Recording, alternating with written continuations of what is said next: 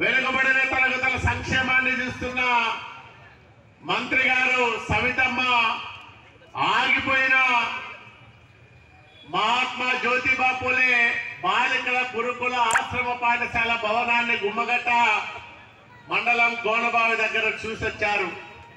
అక్కడే చెప్పారు, నేను ఖచ్చితంగా ఈ భవనాన్ని పూర్తి చేసి వచ్చే విద్యా సంవత్సరంలోనే దీన్ని ప్రారంభం చేసే విధంగా చర్యలు తీసుకుంటానని హామీ ఇచ్చారు. మనందరి తరఫున ఆమెకు ప్రత్యేకంగా కృతజ్ఞతలు తెలియజేసుకుంటా ఉన్నా. రాయదుర్గం పైన ప్రేమతో మన నాయకుడు నారా చంద్రబాబు నాయుడు గారు ఆ పనులను ముందుకు తీయమని ఆదేశించారు. చంద్రబాబు నాయుడు గారు ఆంధ్రప్రదేశ్ రాష్ట్రం భారతదేశంలోనే అగ్రగామిగా ఉండాలని కలలుగా ఎట్లయితే కంటున్నాడో ఆంధ్రప్రదేశ్ రాష్ట్రంలో కూడా అభివృద్ధికి చిరునామాగా రాయదుర్గం నియోజకవర్గం నిలబడాలి. ఆ రకంగా నేను కూడా మీ అందరి ఆశీస్సులతో పని చేస్తానని మీ అందరికీ మనవి చేస్తా ఉన్నా.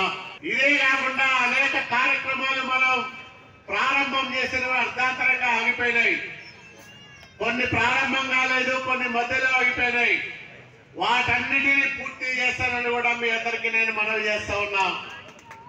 ఎక్కడెక్కడో కర్నూలు జిల్లాకో ఇంకో జిల్లాకో పోయే నీళ్ళని తీసుకొచ్చి రాయదుర్గంలో భారించి పంటలు పండించిన చరిత్ర మనది.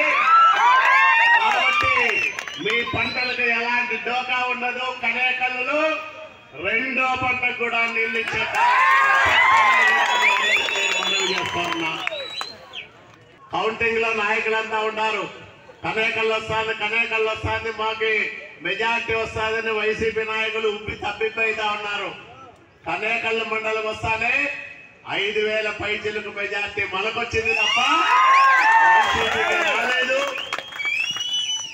ఉమ్మడి అనంతపురం, ఉమ్మడి కర్నూలు 28 నియోజకవర్గాల్లోనూ అత్యధికమైన మెజార్టీ ఇచ్చి నన్ను గెలిపించిన మీ రుణం ఏమిటి మీ అందరికీ మనవి చేసుకుంటూ దేవుడు నాకు ఎంత శక్తి ఇచ్చినాడో అంత శక్తిని మీ బాగు కోసం, ఈ ప్రాంత అభివృద్ధి కోసం ఖర్చు పెడతామని నాకున్న పలుకుబడిని ఉపయోగించి ఈ ప్రాంతాన్ని అన్ని రంగాల్లో ముందుకు తీసుకెళ్తానని మనవి చేసుకుంటూ మీ అందరి దగ్గర కూడా సెలవు తీసుకుంటున్నా.